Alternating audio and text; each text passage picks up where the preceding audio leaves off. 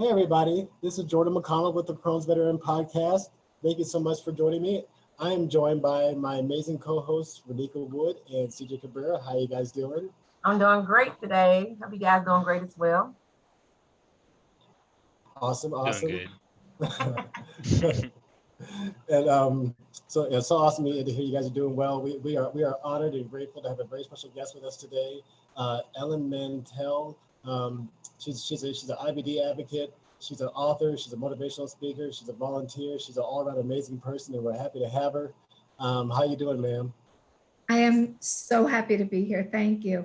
Although as I told you, Jordan, I don't have diagnosed IBD. Oh, that's my bad. No, you didn't say that. I'm just saying, I just want people to understand. The first time I heard of IBD was after my hysterectomy, which is what kind of brought my ostomy into the picture.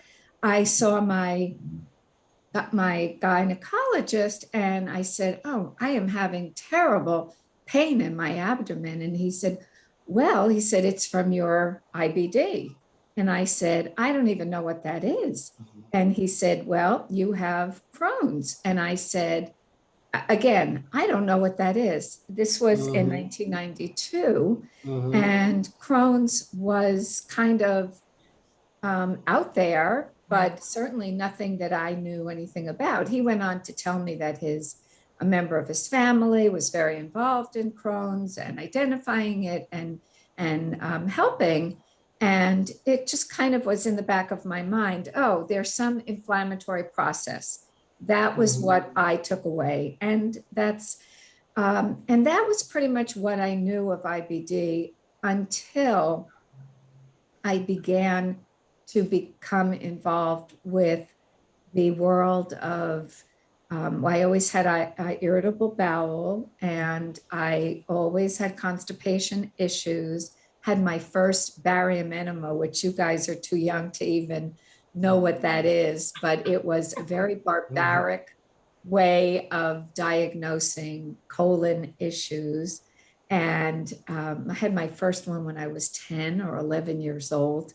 I always suffered, but I learned how to deal with it. I became a long distance runner. I learned how to manage, and whatever it was that was making me very miserable was under control until I had my hysterectomy. And then 3 months after that, I had my first major adhesion, and it strangled my bowel. That started a series of horrific bowel obstructions. I lost 2 feet of my small intestine, peritonitis, my gallbladder was impacted, my kidneys, my pancreas, everything.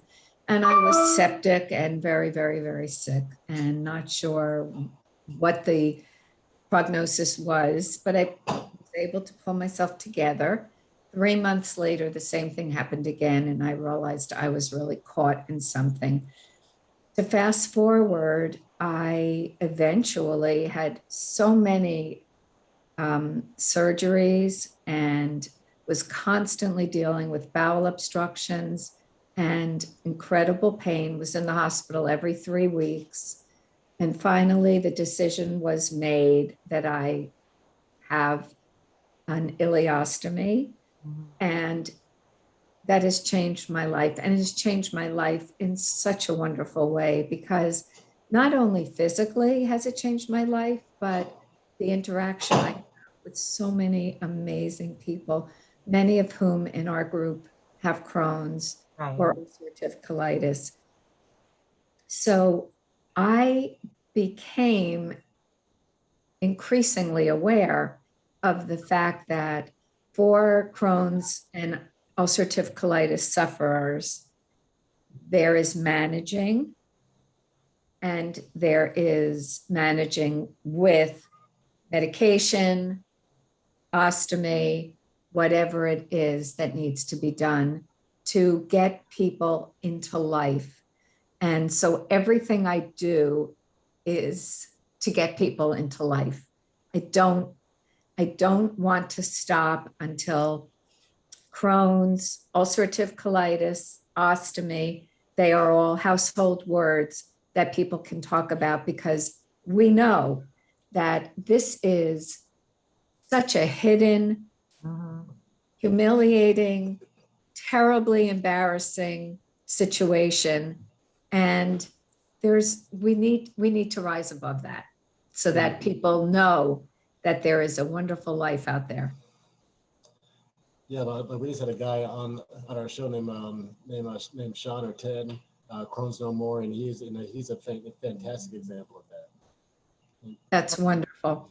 There are so many, the amazing thing is there are 1 million ostomates in this country, 100,000 surgeries a year for ostomy. And the truth is nobody knows who has an ostomy unless you want them to know. Right. That's the beauty and the suffering that goes with Crohn's and ulcerative colitis it just radiates from a person, and to know that they are suffering so much it's heartbreaking. I assume, and if it's okay if I ask a question, because I'm always so curious to know, are the three of you on biologics? Are you, is that part of your protocol? CJ, you probably go first on that. Okay, yes, I'm on Humira. Okay. I recently just got on it like a month ago, and it's going well so far. Good. You're seeing, in what way do you see a difference? The reduction of inflammation in my joints. In your joints. Okay. So in addition to the colon and small intestine issues, you are also suffering from the joints. Yes, arthritis. Mm-hmm. How about you, Renika? Well, nice to meet you once again. So for me, I have taken all the biologics out there, and I'm on my last one. I think it's called my saving grace. It's Stelara. Okay. Stelara has allowed me to achieve remission. I've been remission for almost 2 years, but I also have an ostomy as well. You do? Yes, I do. An ileostomy. I have a colostomy. A colostomy. So it's on your left side. That's correct, my left side. So I took the accountability and the decision to go full force with the closed-in ostomy on April the 2nd. Prior to that, I had a loop ostomy that I had from December of 2019 up until April of this year. And I had really started to feel better. The only difference that I could see with the only challenge I had prior to was not knowing how I would be perceived, the stigma, my self-esteem had to be rebuilt, still working on that right now. And just telling someone newly you meet that, hey, I'm Renika, I have an ostomy. Just getting over those uncomfortable, whatnot conversations initially. But now I talk about it openly. My medications, my Stelara have allowed me to have a more thriving life along with the ostomy. So I can say where I am today is 100 million times better than I was in 2000. Well, I think I can see that on your face. You are radiant. You are radiant. Thank you. That radiance comes from knowing that not only did you take control of the situation, but that you are in control. Definitely. That is wonderful. Thank you. I'm so happy to hear that. We have to get back to your colostomy. How about you, Jordan? Are you on medication?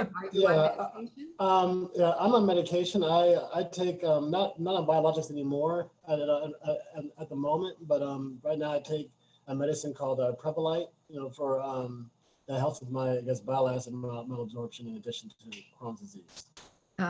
So you've had multiple surgeries? I have, and so I've had 2 feet of my colon taken out, my appendix and ileum taken out. So that second surgery did solve a lot of problems. I was in pretty bad shape, but the consequences of that were kind of pretty dire and stuff. And so, but as far as beyond that, I have a pretty good quality of life. Wonderful. And CJ, I hope that the biologics continue to help your inflammation in your joints. And that's the other thing, is that people have no idea that this is not just in one particular part of the body. Right. Do you look to your family? Is this a familial thing in your family? For me, when I got diagnosed, I thought it was just me. And through me educating my family about what I have going on, what I tried to, I gave them what I had to offer at the time. Now I'm more educated. I've learned that my first cousin also has Crohn's, who's my mom's sister's daughter. And I was telling the guys that I want to say my grandmother suffered from IBD. When we was younger, she would always have frequent bowel movements. She could never eat anything dairy related, anything green.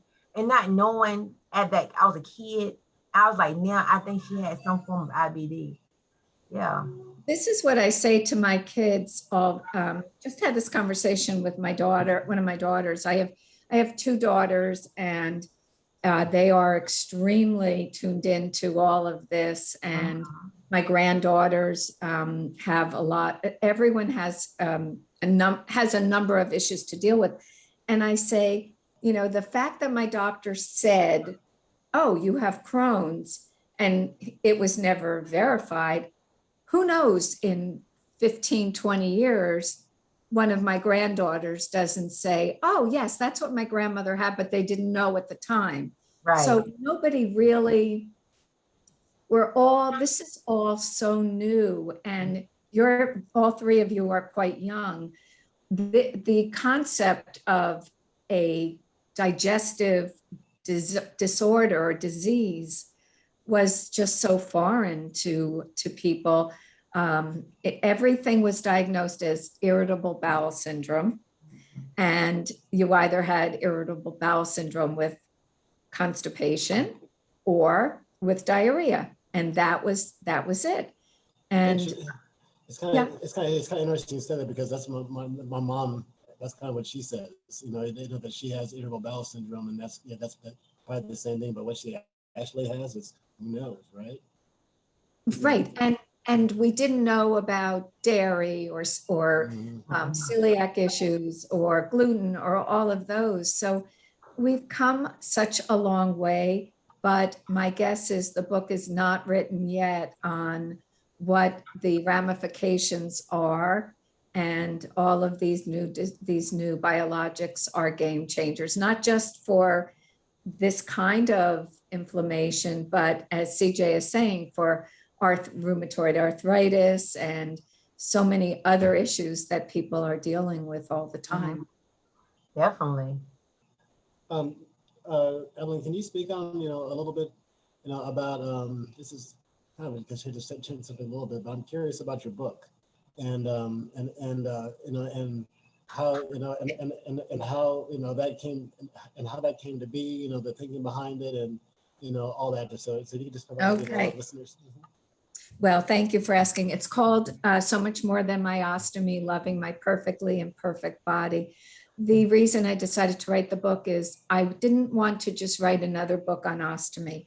There are a number of them out there. Many of them are written by wound and ostomy continence nurses, so they're very technical. Then there are a whole bunch of books that are written that are very snarky about putting down the whole concept of this part of our body. I did not want that. I wanted a book that was motivational, informational, and inspiring. So I decided to, I'll start from the end. I decided to end the book with my favorite chapter, which is chapter 7, which interviews people, women particularly, who suffer from or deal with all sorts of challenges, emotional, diabetes, breast cancer, all sorts of different issues, including my own children and granddaughters. One of my granddaughters is dyslexic. One of them has Tourette syndrome. So I decided to finish the book with that, to make it very inspirational. But the beginning of the book and all through are very hands-on tools to live your best life, tools to manage what the information we get from the internet, for example, but how to use it in our own lives and how to not be run by the information we see on the information highway, because it's not necessarily applicable to each of us. It's also, so I bust all the myths about ostomy, that we smell, that we leak, we can't eat any foods, we can't be intimate. We have so many we can't. And of course, that's all an illusion. We can. And the whole thing is we can go swimming, we can do all those things. So the book is very, very pro living your best life. And that's I think every single chapter begins and ends with that concept. So as somebody said upon reading it, prepare to be inspired, because that's what I want everyone who reads the book to feel, that whether they're dealing with an ostomy or diabetes or arthritis or any of the myriad of issues that people face, I want them to know they're not alone, that there are ways to reach out. Support groups are so important. I'll tell you a little bit about support groups because I'm president of I was named president of one support group, which is in the hospital where I had my surgery. And that has grown from 9 people to 97. Wow. Needless to say, we don't all get together every month, but there are 97 names in my index. And then I decided that New Jersey is highly populated, but yet there are not that many support groups. So I have started 2 additional support groups. And this month I am meeting with the powers that be to start my 4th support group. I believe in support. I know you can't really see, but I always wear a flower. I love it. Because I want people to know that when I speak with them, because I speak with everyone who's interested in joining, I tell them I'll meet you at in the lobby and I'll be wearing a flower. But it's also, and Renika is going to identify with, it's because our stoma looks like a little flower. It does. So it's my way. And over the years, I've received so many beautiful flowers. Oh, This is my way of saying life is good. definitely. That is awesome. Just hearing you speak about, wow, I've got to get tear-eyed. I'm so emotional, but it's beautiful. That is beautiful. I would love to read your book, like just the different chapters you mentioned. I'm looking like, I done heard all those myths, and I've heard them, but I had to really change the mindset of what people think about people with ostomy. So, do you mind sharing with the audience, like where a person can get the book from? Oh, sure. It's on Amazon.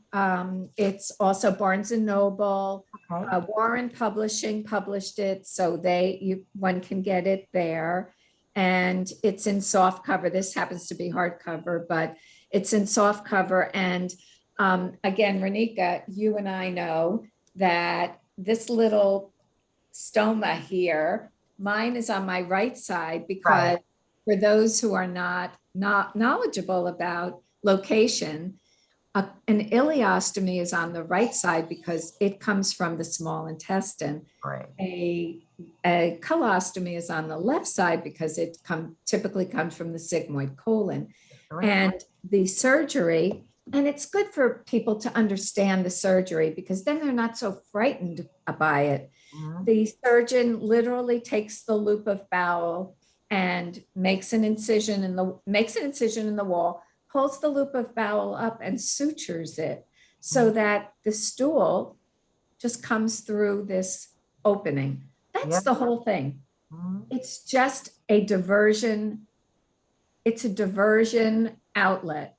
That's it. And so the fear people have around it, and particularly Jordan and CJ, because you're in this world. Ostomy can be in the future of so many with Crohn's and ulcerative colitis. In our group, in my groups, we have people who come to the meetings because they know at some point they're going to have an ostomy and they want to understand it. They want to normalize and feel comfortable with it. And with the new supplies, and again, Renika, you're so young, and my ostomy is only 7 years old, so I'm fairly young as an ostomist. The supplies the appliances have changed so much. People don't have to, I mean, they tell the story of Napoleon Bonaparte, how he always kept his hand under his jacket, under his vest. Well, they say that it's because he had an ostomy. Wow. And they had to, what they did is they carved a sheep's abdomen, a belly of a sheep, and taped it to him. And he was always holding it in place because there was no other way to catch the stool.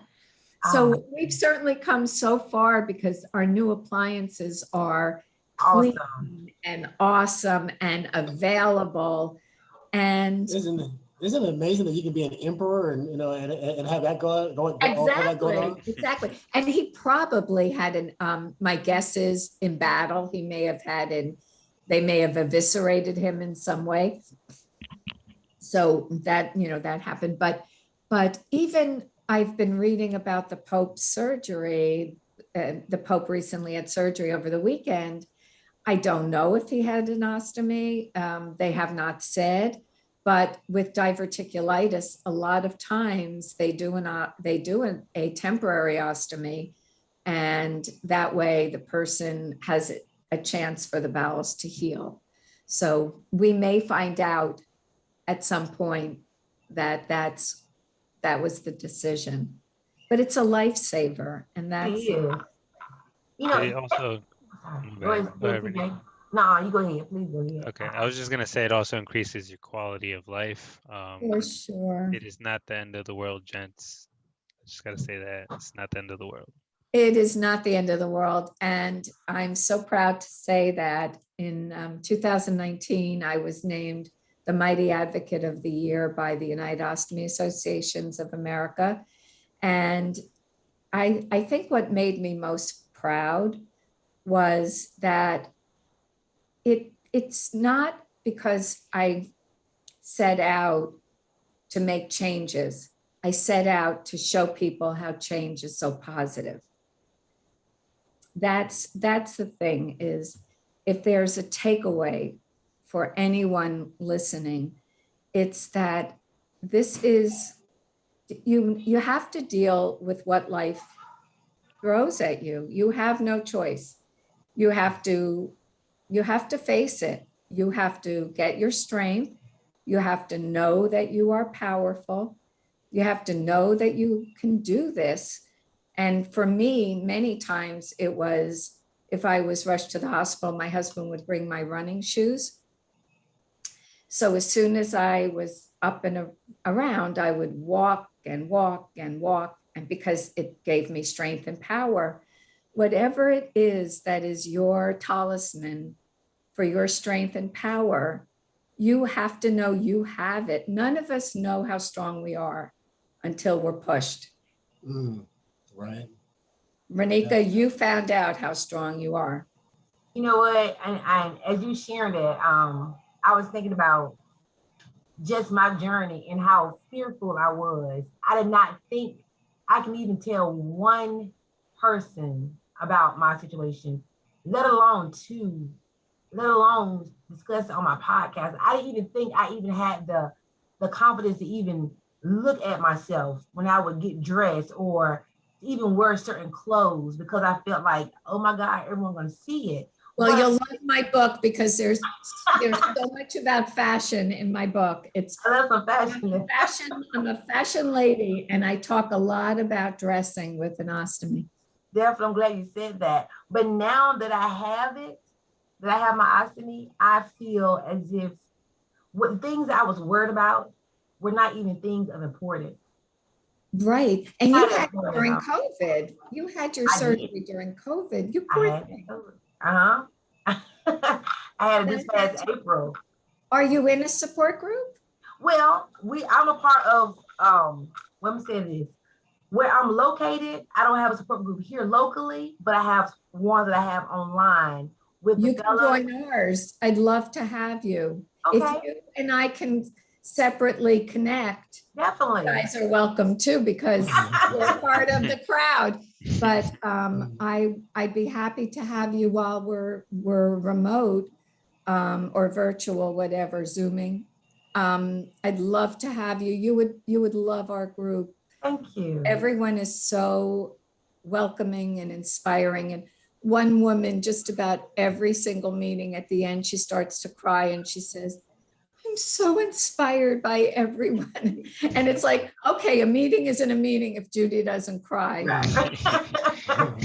Definitely. Thank you. I'd be delighted. Thank you for the invitation. Well, Jordan has my email address, so I'd love that. Okay, thank you. I'll get it. Yeah, I'll get it to you, Renika. Well, awesome. Well, and so so beyond, so we're not, taking over the world, I guess, through support groups. What are some of the other things that that you do in your free time? Oh, I love to, well, I am a writer. I love to write. I love to share my life. I'm very fortunately married for over 50 years to my high school sweetheart. Awesome. We have a really wonderful, wonderful life together. Thank you, God. I have two beautiful daughters, two sons-in-law, two granddaughters, two grandsons, and 4 grandpuppies. So I get to see them. I knit, I work out. Oh, I work out every single day. And I start my morning every single morning. And Renika, you may like this, because we can tendency to dehydrate with our ostomies. I have watermelon every single morning at breakfast before I work out, because then I have that fluid.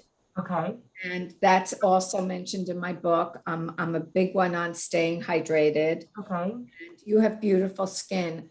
Many people with ostomies do not take good care of their skin, and the dehydration can, and the same thing even with Crohn's. You have to baby yourself a little bit more and take care of yourself. But you guys look like you do pretty well. So, but I have a very full life with many wonderful friends, and honestly, I spend a tremendous amount of time either visiting people with ostomy or speaking with people. It's a big part of my life. Probably the one thing I never anticipated was mentoring so many people, but it is so joyful to see them turn the corner and enjoy their lives.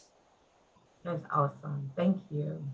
Thank you so much. Well, with that, and I know how to find you, but could you, please let our audience know, like, how they can reach you, how they can support you. We already know how we can get your book. Also, is your book on Audible by any chance? No, it is not. I assume at some point it will, and I also assume at some point it will be translated into other languages, because I think some of the doctors who have read the book have said to me that they keep it in their library because they feel that it's such a positive way of looking at the situation. So maybe at some point it will be, and I will certainly let you know, Jordan. This has just been such a wonderful connection for me. Thank you so much for having me. You're very welcome. You're very welcome. And again, guys, you can find reach out to Ellyn at her website, morethananostomy.com. You can support Crohn's Veteran at crohnsveteran.com. And also, we are very honored to announce that we've been nominated for the WeGo Health Awards Best in Show podcast, the Rookie of the Year, and also advocating for others for 2021. Oh, That is so So, wonderful. so please nominate us. Every single, every single nomination matters. Your support, everybody's support matters. And so, so we encourage you guys to go to the Crohn's website. You can nominate us there. You can go to Rego Health and nominate us there. And of course, you can go to our bios on Instagram too, and you can nominate us there too. So I'm so proud of you guys. Thank you. Thank you. Great Thank you. accomplishment. Thank you very much. And also, you can check us out on all the podcasting platforms. We're on Anchor. We're on Spotify, Apple, Google, all that stuff. We're on YouTube. Follow us, subscribe to us there. And of course, we're on Twitch. Discord, all kind of fun places. So this Everywhere. everywhere. So I love it. I love it. And so I have to get my grandchildren to help me understand all of this. That too, and then so we're proud to report that we're the #2 IBD podcast in the world, and so again, everyone, that would not be possible without amazing guests like Ellyn Mantell here, and all of our great listeners. And so we encourage everybody to please help us support and make Crohn's better in an even bigger platform all over the world. So Thank you, everyone. And of course, yeah, and if anybody is interested in helping us grow our company, grow this brand, grow this lifestyle that we're doing, reach out to me personally at jordan@crohnsveteran.com. And I think that's it. That is it. That's a wrap, as they say. Yeah, so So again, Ellyn, we sincerely appreciate your time and your insight. It was my pleasure, truly. It was a wonderful pleasure. And Renika, I'm going to see you again very soon. Please. DJ, lots of good luck. Thank you. All right. Thank you. Nice to meet you. Thank you so much. My